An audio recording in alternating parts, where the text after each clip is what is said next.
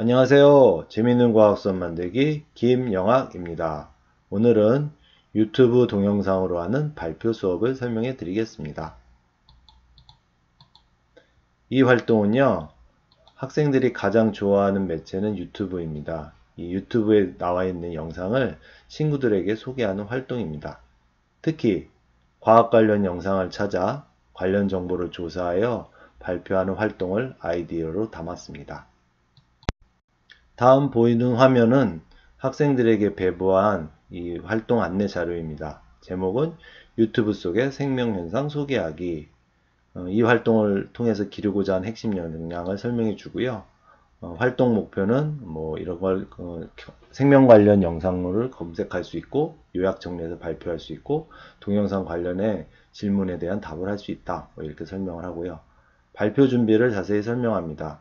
이 발표는 개인별 발표고 순서를 정해서 매주 뭐뭐 땡땡 요일 몇 교시에 발표한다고 설명합니다.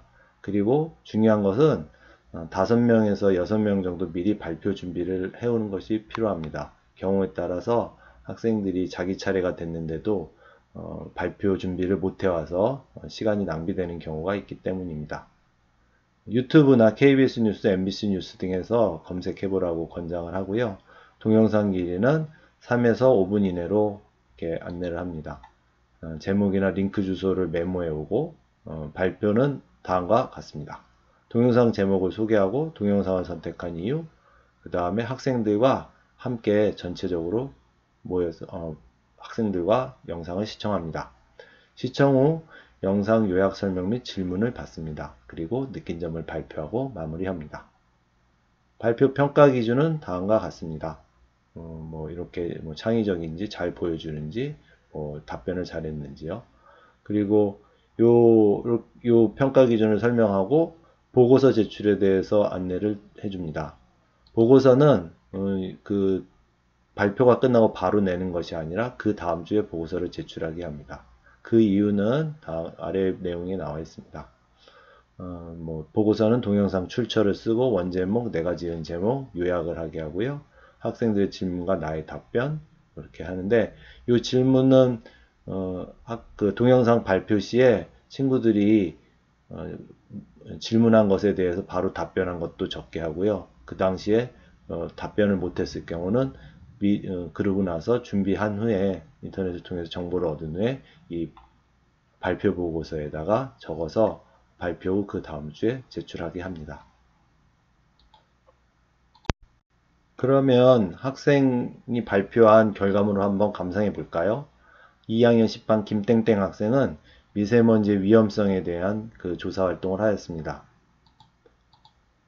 우선 뭐 미세먼지가 뭔지에 대한 정의도 학생이 찾아봤고요. 성분에 뭐가 들어있는지도 학생들한테 설명을 하였습니다. 특히 폐의 구조 같은 것도 알기 쉽게 찾아서 설명을 합니다. 그리고 나서 학생들과 유튜브 영상물을 2편을 이 학생은 준비를 해서 같이 시청을 합니다. 시청한 후에 이 좀 부가 설명이라든지 이런 자세한 정보를 학생들한테 안내를 하는 그런 발표 활동으로 구성을 하였습니다. 그런데 이런 활동을 하다 보면 문제가 있습니다. 학생들이 잘 경청을 안 하는 그런 상황들이 벌어지는데요. 뭐 앞에서 발표한 학생에 대한 그런 집중도를 높여주기 위해서 이런 전략을 만들어 보았습니다.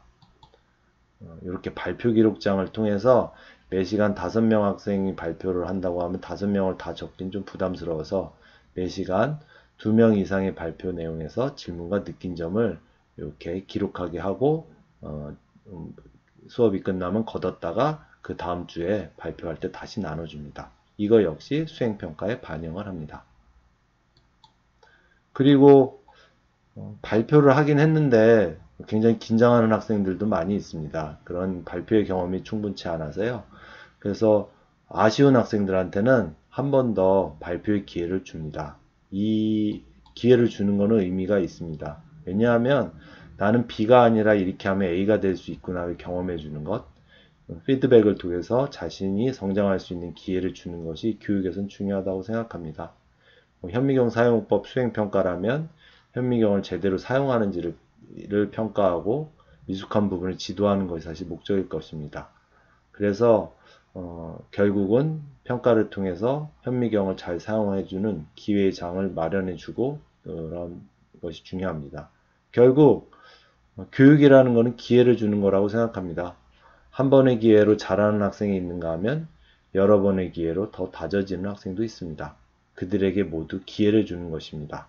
너는 B가 아니라 A가 될 수 있는 기회를 제공하고 그 과정에서 긍정적인 자아를 경험해 보게 하는 것, 그걸 자존감이라고 할까요? 그것은 바로 인생을 긍정적, 적극적으로 살 수 있는 가장 큰 힘이 됩니다. 나만의 과학수업 만들기에서 인용하였습니다. 그리고 이런 활동을 통해서 얻은 그 교사의 관찰 결과와 학생들의 보고서를 종합하여 세특을 다음과 같이 이렇게 진실된 기록으로 작성을 해줍니다. 오늘은 유튜브 동영상으로 하는 발표 수업에 대해서 소개해 드렸습니다. 어떠셨나요? 좀 실제 교과를 초월해서 과학교과뿐만 아니라 다른 교과에서도 충분히 응용 가능하다고 생각합니다. 더 자세한 활동 소개 및 관련 자료 파일은 sedu21.com 재미있는 과학 수업 만들기에 수록되어 있습니다. 그러면 재미있는 과학 수업 만들기에서 또 뵙겠습니다. 감사합니다.